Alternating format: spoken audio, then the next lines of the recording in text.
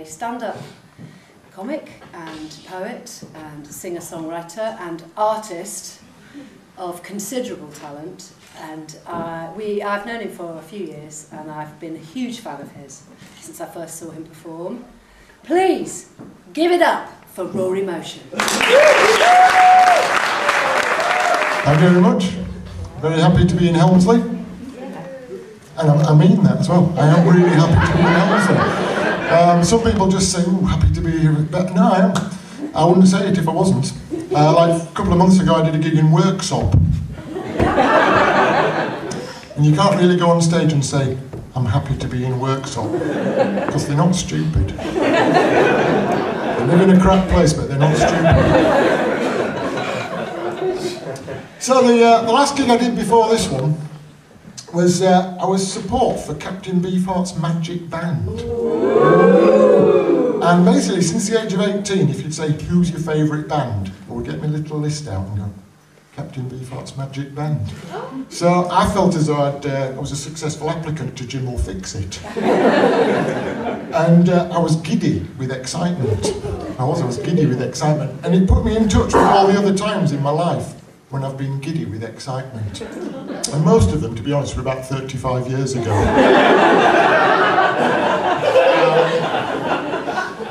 Well, one of those special times when I was giddy was my first ever holiday without my mum and dad. And I flew to India, flew to New Delhi. Then I got a bus to Rishikesh, which is this little town at the foothills of the Himalayas on the river Ganges. And from there I walked to the source of the Ganges. It took about 3 weeks. And on this walk, all I took was a cloth, big cloth, and a pan. Right? And the cloth was to sleep under, and for shopping, just put different things in each corner.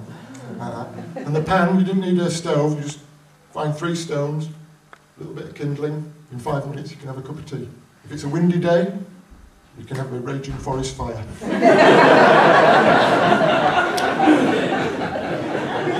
And every night when I would sleep out under the stars, looking across the Himalayas, you could see 4 or 5 places where someone had made a mess of a cup of tea.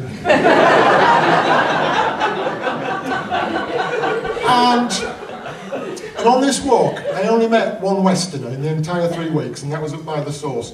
And at first, I thought he was a local holy man, because he was basically naked except for an orange cloth. He had dreadlocks down to here, he was covered in ash and holy markings. Anyway, it turned out that not only was he Western, he was English, and he was from Bristol, which where I was living at the time. And not only that, we had the same meditation teacher.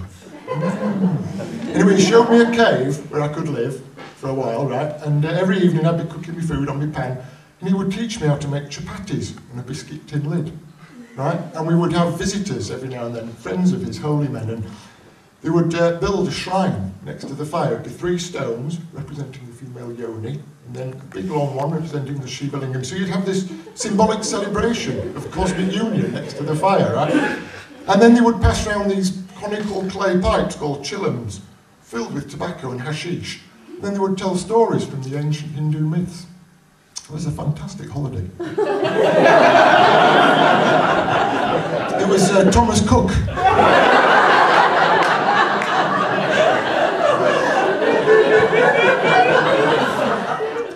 Two bees, or not 2 bees? That is the question. Whether it is nobler in the mind or nobler in the mind.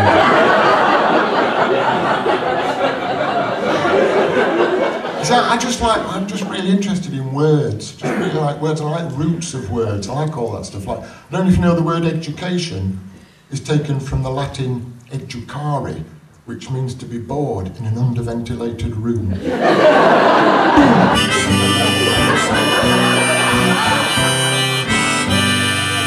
And my sweet angel told me A166 was best, as Jenny Gibb from Stamford Bridge to Acombe in the west.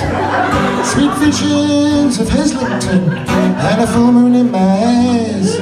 With my heavy load on the Bridlington Road, I began to realise I had Osbaldwick woman on my mind. She lives in Osbaldwick, sometimes.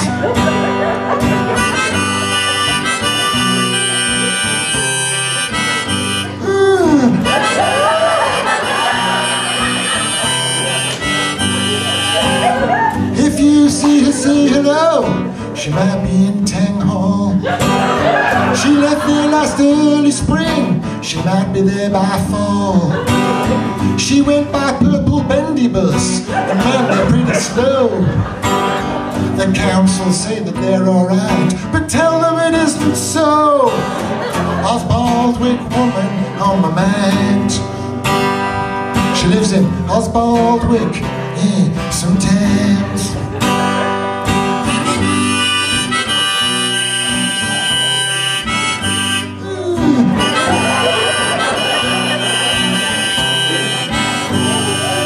Well, my sweet Osbaldwick, Scorpio angel, I will always love you true. Between Fulford and infinity, I will be with you.